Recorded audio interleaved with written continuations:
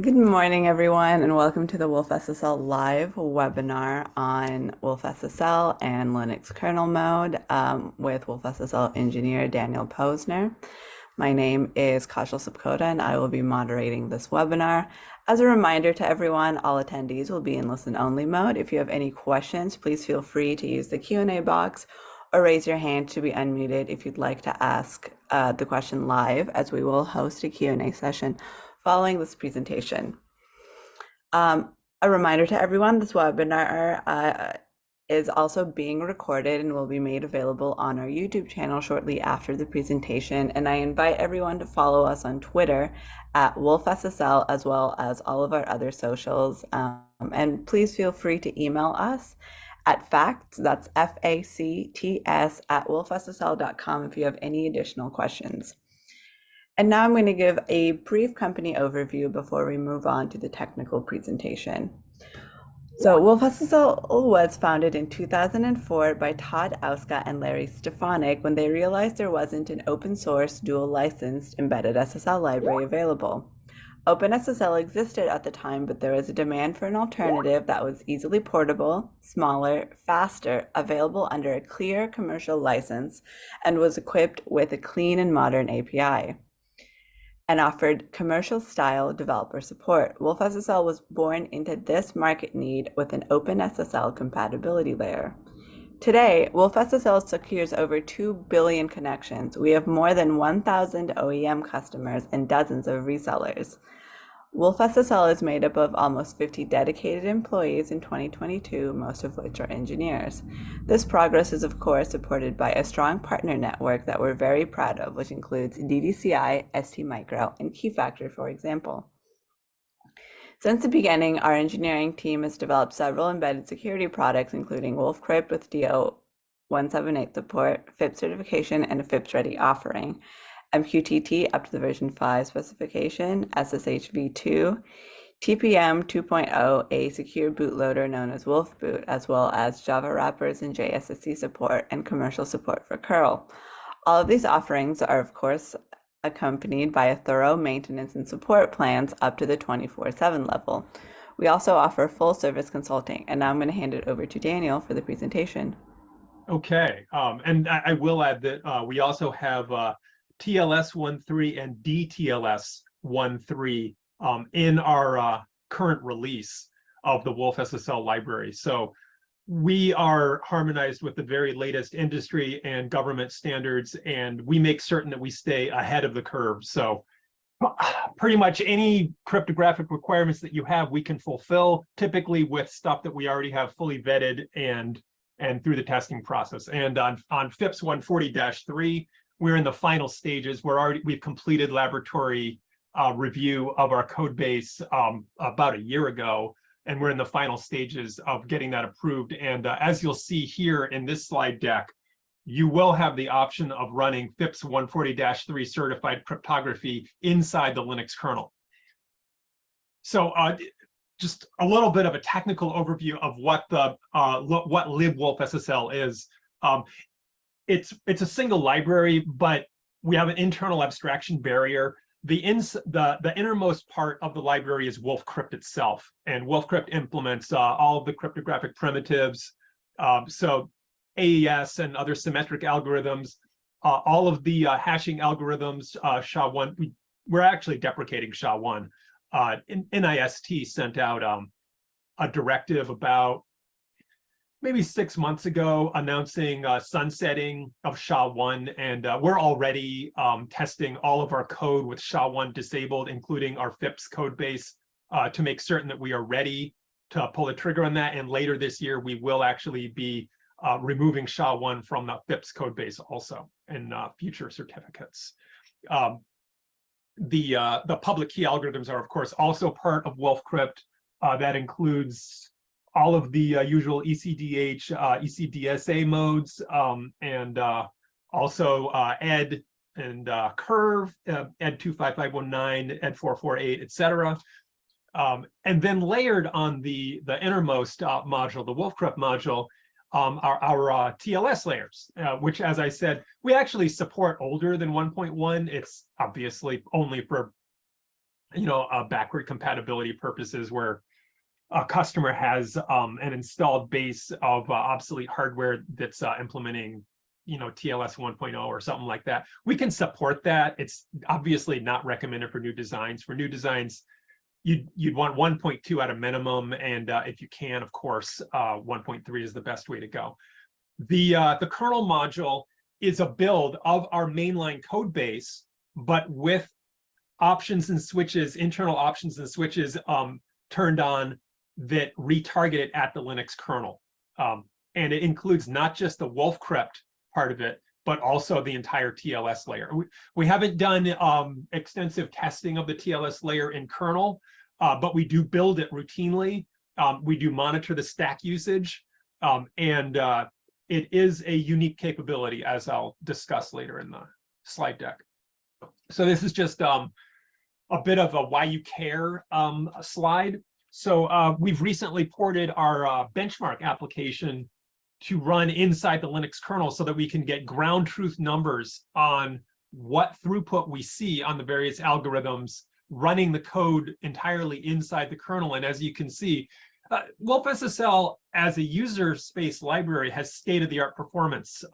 If you turn on all the bells and whistles for hardware accelerated cryptography on AMD 64, you'll see 3.5, even 4 gigabytes per second per core on an AES-NI on an AES GCM workload. So like AES 128 GCM, which is that's our fastest AEAD mode. So a fully secure end-to-end encrypted solution.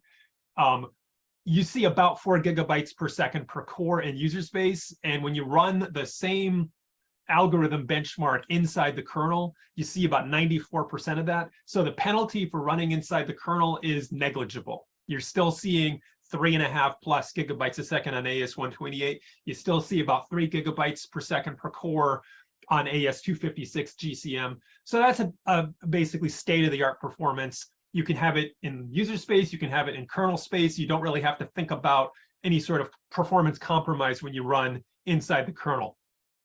Similarly, the RSA, a full RSA pub key op is nearly 100% of user space performance, and ECDSA is effectively identical between user space and kernel space. The actual numbers, I already called out some of the AES-NI or AES-GCM with AES-NI throughput. I'm talking here about AMD 64 performance, but of course you can target this at whatever. We have customers that use the kernel mode on MIPS, for example, and on 32-bit MIPS. So it's highly portable, just like the rest of the wolfSSL code base. It will run on whatever target you have. Anything that can run Linux can run the wolfSSL Linux kernel module. The ECC throughput you can see is very fast. I mean, 35,000 signature operations per second. It's fast enough that probably you don't have to think about it. So when we started the effort to port the kernel module late 2020, we went gold on the port in late 2021, and we've continued to track kernel entry, kernel changes in order to maintain compatibility ever since. You'll hear some more about what that entails later in the slide deck. But for now, I just want to call out the main objectives in our strategy for how to run wolfSSL inside the kernel.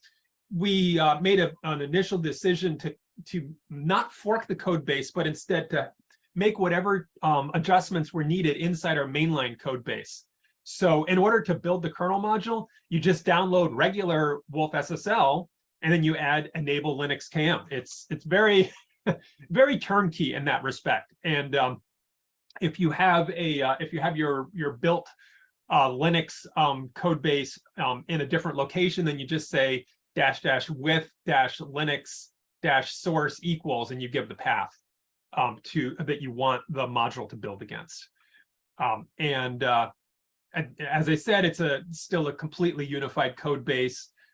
There's a subdirectory now in the main release, the mainline release, Linux KM, which has a few files that are Linux kernel module specific. It's basically just glue logic. And yeah, there's kind of a lot of glue logic because the Linux kernel is a very complicated piece of software. So interoperating with it is quite complicated. And when you look at it, you'll see a lot of version-specific gating also because Linux is a moving target.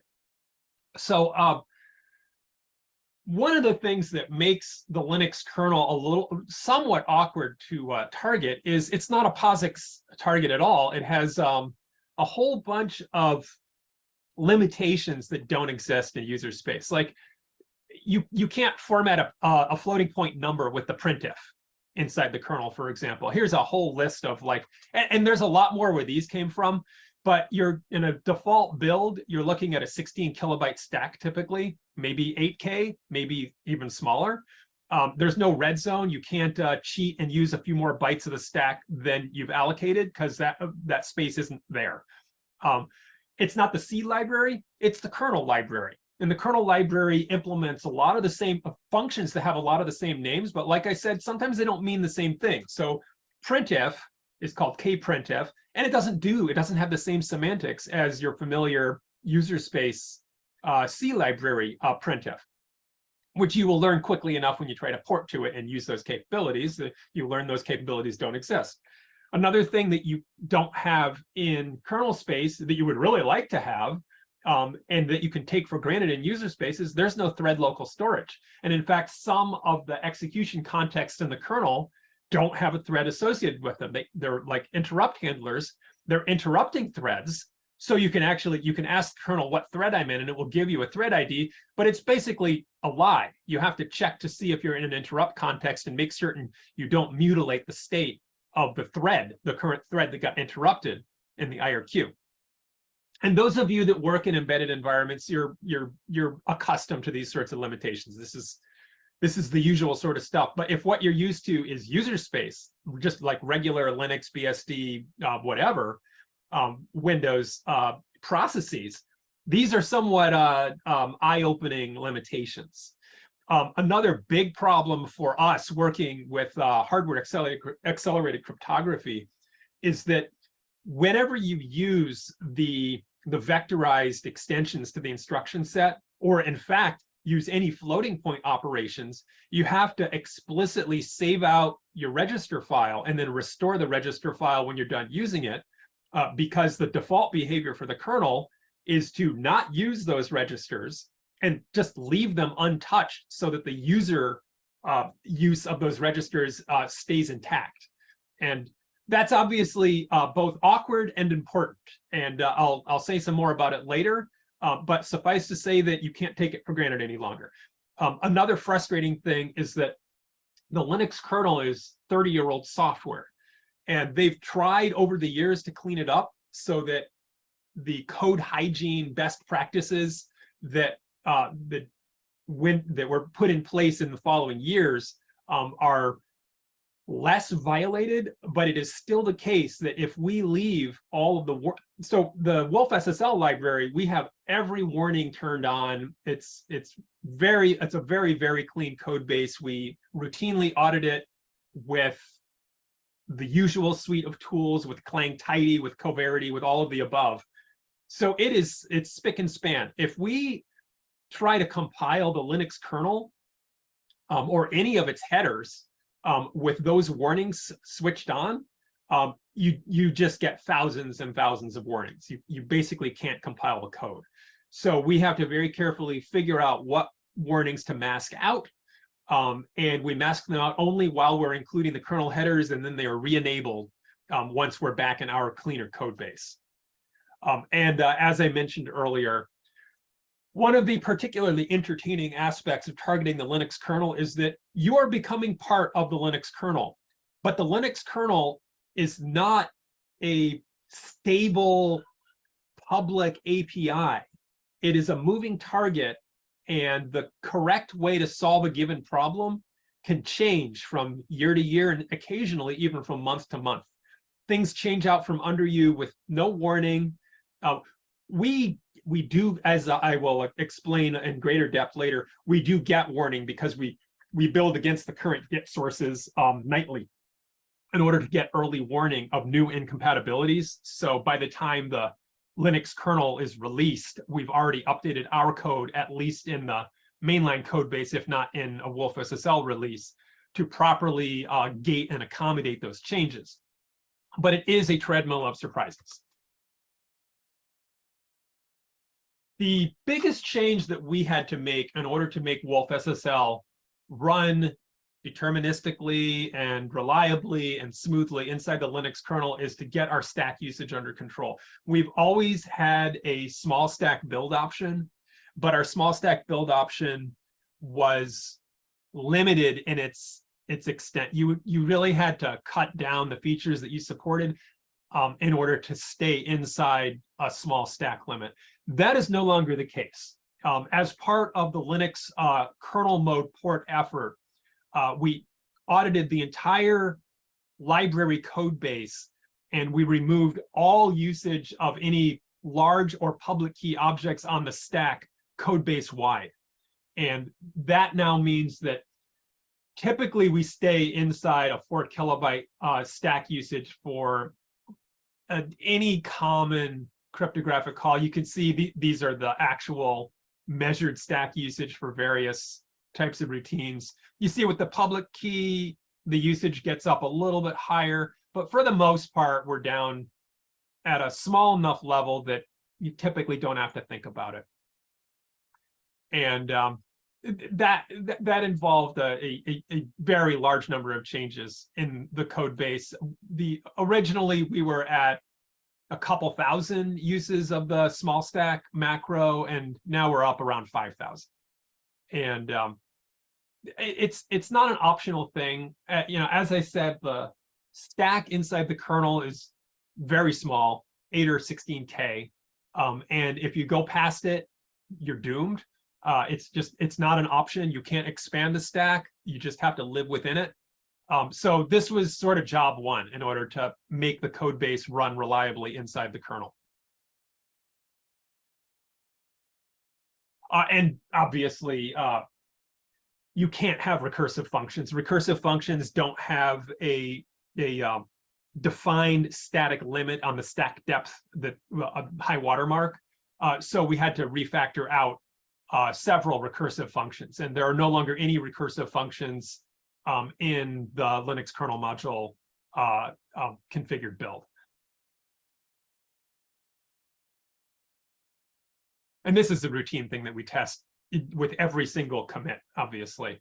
It's hard to control stacks, so instrumenting our stack usage routinely in all of our continuous integration is something that we've now been doing for years. And it's not just helpful for the Linux kernel module, that's obviously helpful for a lot of embedded targets. And it's allowed us to get ahead of a lot of problems that would otherwise be creating problem tickets for us. And as I said, we keep the public key data entirely off the stack in the small stack builds.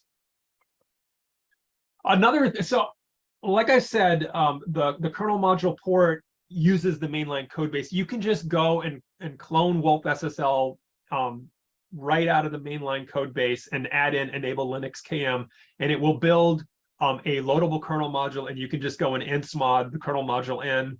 And if you do enable crypt tests, it will actually do the self-test inside the kernel immediately. There's really nothing extra to it. It's very, very turnkey.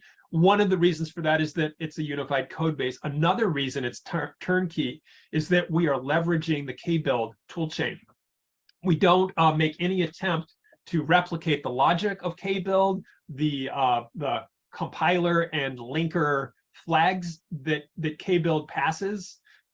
We just pass control over to kbuild with everything set up the way kbuild expects, using a shim makefile, and then kbuild takes care of the rest in the usual way with full parallel builds and right to a signed loadable kernel module as with a single make command. It's very, very turnkey.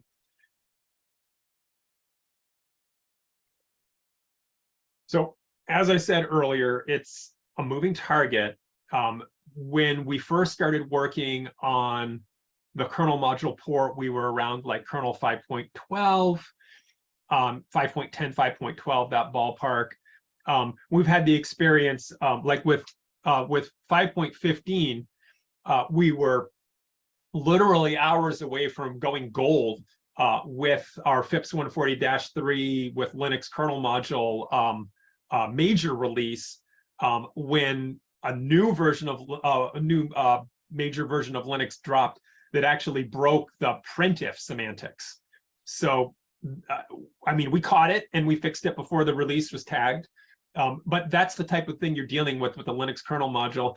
And that is why you want to be using wolfSSL as your FIPS in kernel crypto solution, because that we do the heavy lifting of hour to hour, day to day, week to week, and year to year tracking of the Linux kernel. And it doesn't, you are not stuck with a particular kernel version when you use our solution in kernel. You can continue to take updates to the very latest Linux kernel, and our code will continue to load and run the same as it ever did. So by using us and targeting our wolfCrypt API, you do get a fully stable interface for your crypto requirements. And like I said, we test this stuff nightly. Right now, the next release candidate on Linux is 6.4. And we merged fixes in order to accommodate 6.4 earlier this week. So we're already ahead of the next release of Linux. And we continue to test on a representative subset of historic long-term kernel releases. We do that nightly. And that makes certain that we don't break anything that used to work. Everything that ever worked continues to work.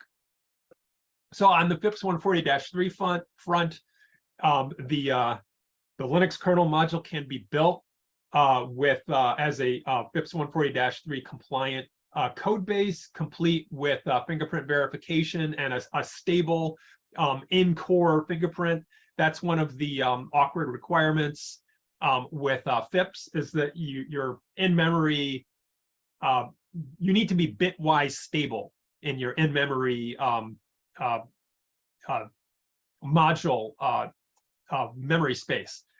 And figuring out how to do that was a lengthy, tricky process. It's a little counterintuitive, but the way we do it is we use the position-independent executable mode of the compiler.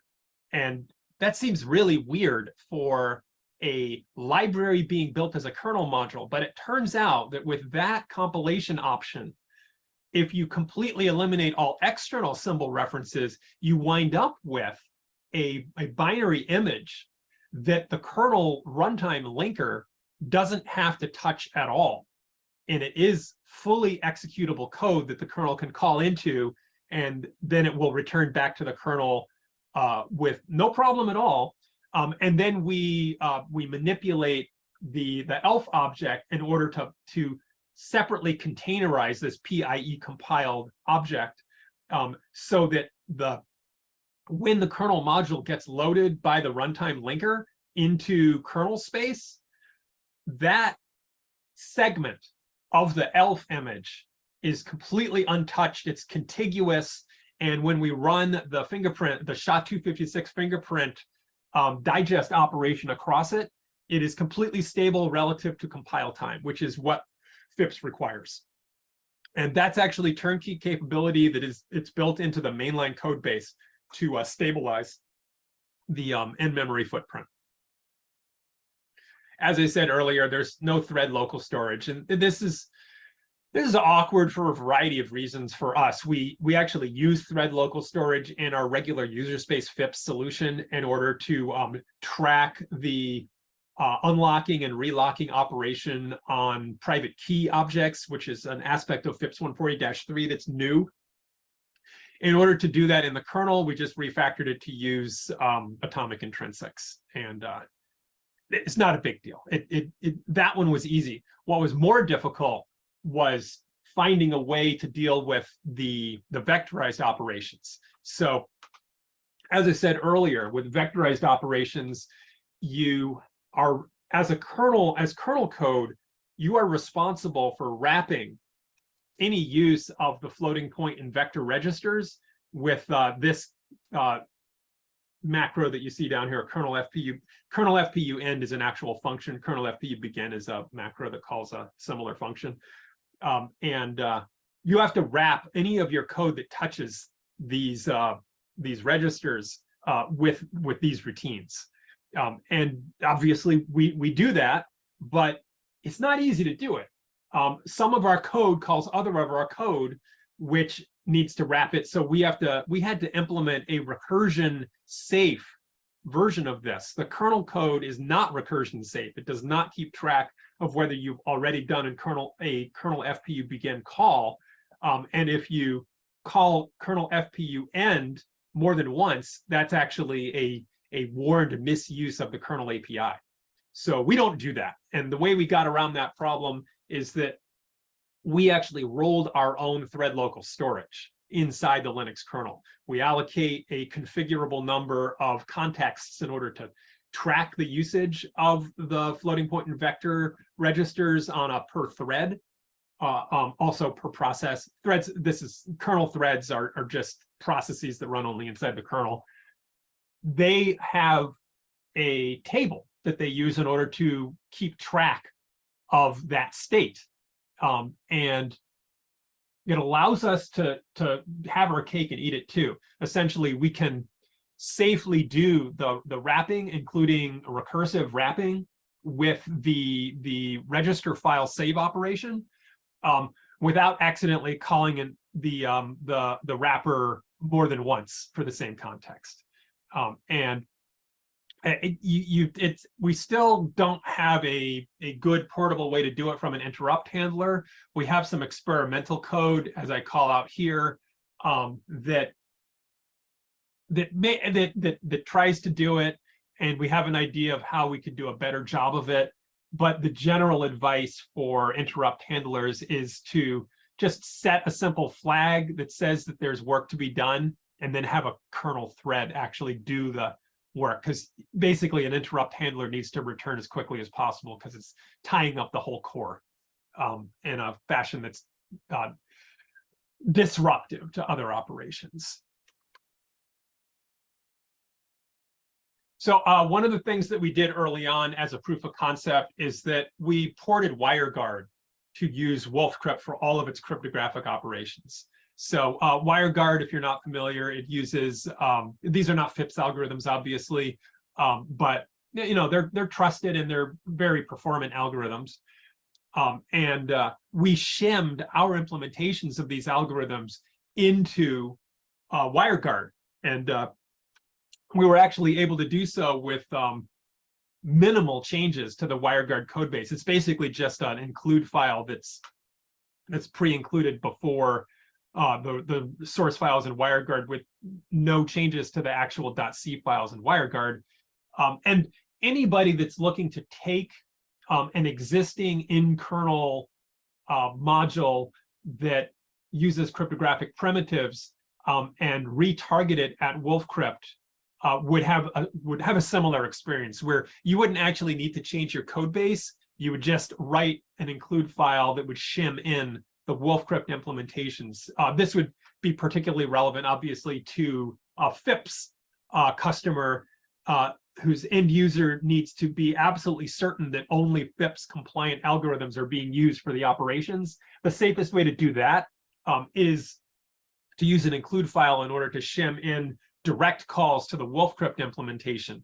The kernel has a backplane that allows you to register implementations, but the kernel has native cryptographic implementations that would typically not be FIPS compliant, and that would create some doubt.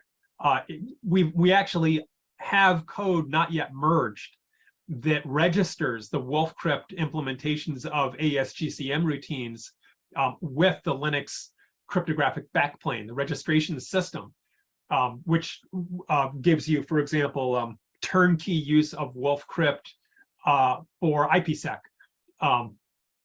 But if you need a hard and fast guarantee that you're using only FIPS crypto, the way to do it is to shim in a shim header file that redirects all of the calls at the wolfCrypt native implementation. Some of the stuff that we haven't done yet, but that we plan to do is to vet our, we have accelerated crypto code targeting both ARM v7 and ARM v8. And we haven't yet tested that in kernel. We plan to do so, obviously.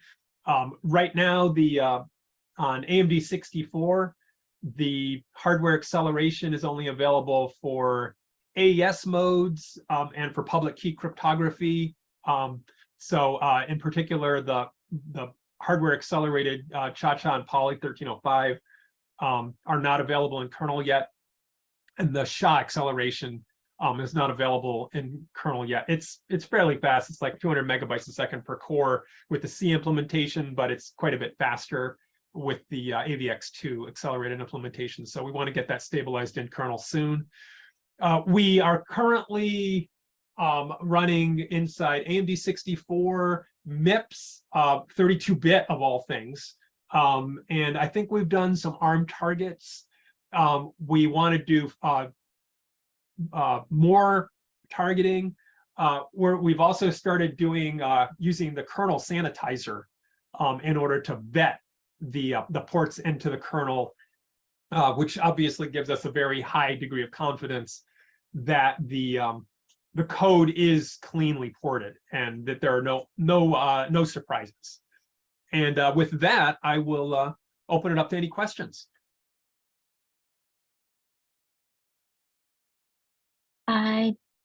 There is one question.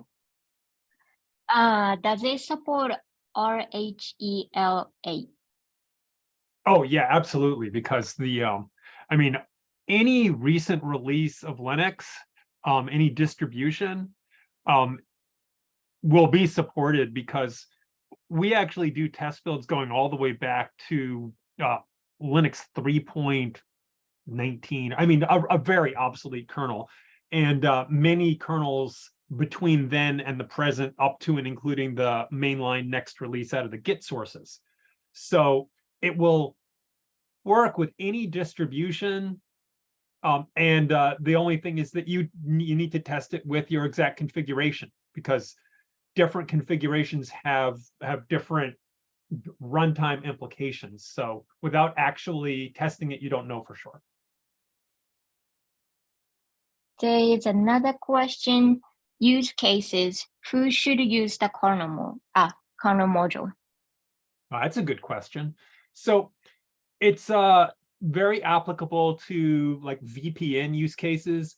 Anytime you have a workload where you can't efficiently do it in user space because of the cost of moving data out of and then back into the kernel, so you need to run the inner loop heavy lifting of your application inside the kernel, that's a situation where you need to use wolfCrypt as a kernel module. And I mean, this is another opportunity to just highlight that wolfCrypt as a kernel module is the exact same API as wolfCrypt as a library and user space. It's just that you get to call it from another kernel module instead of from an application.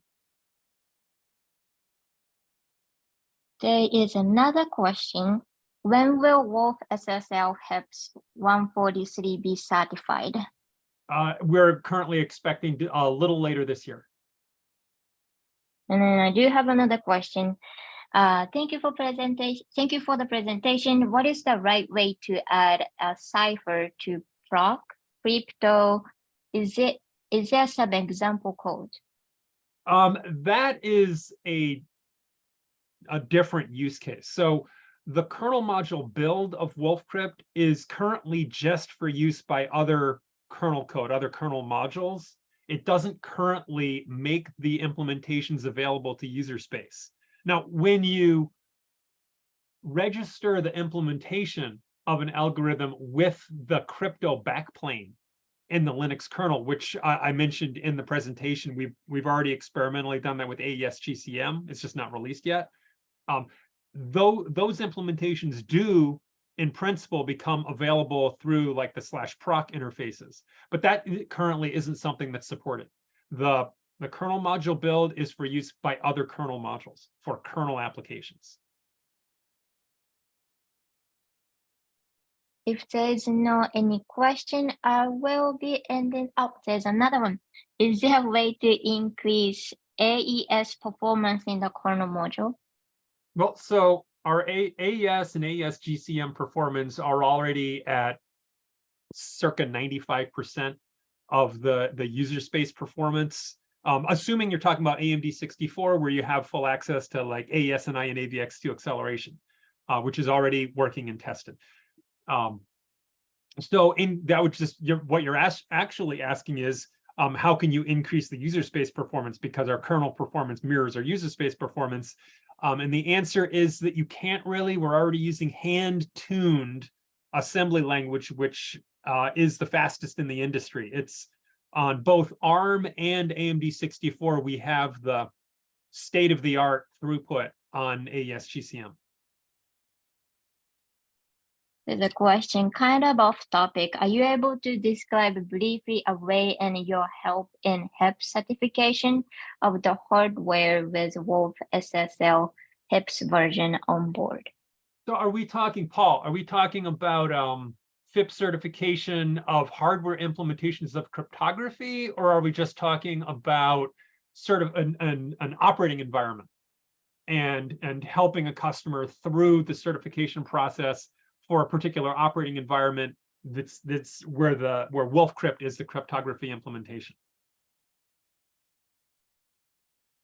Does help a customer with an operating environment?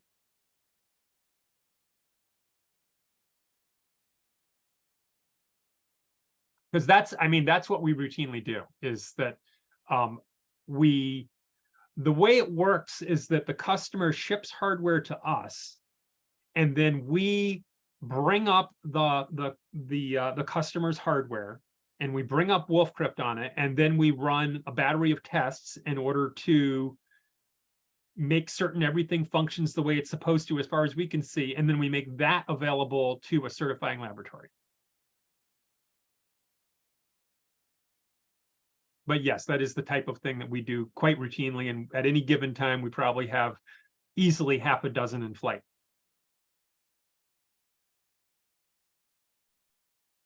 Is there any other questions?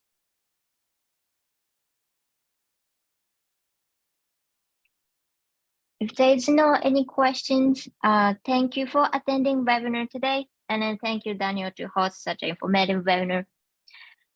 Please don't forget to follow us on Twitter at wolfSSL and other social. If you have any question, please reach out to us at fax.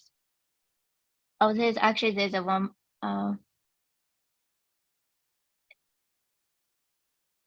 Okay, I'm so sorry. If you have any question, please reach out to us at fax@wolfSSL.com. And thank you for attending, and see you next week. Okay, thanks everybody. Thank you. Bye.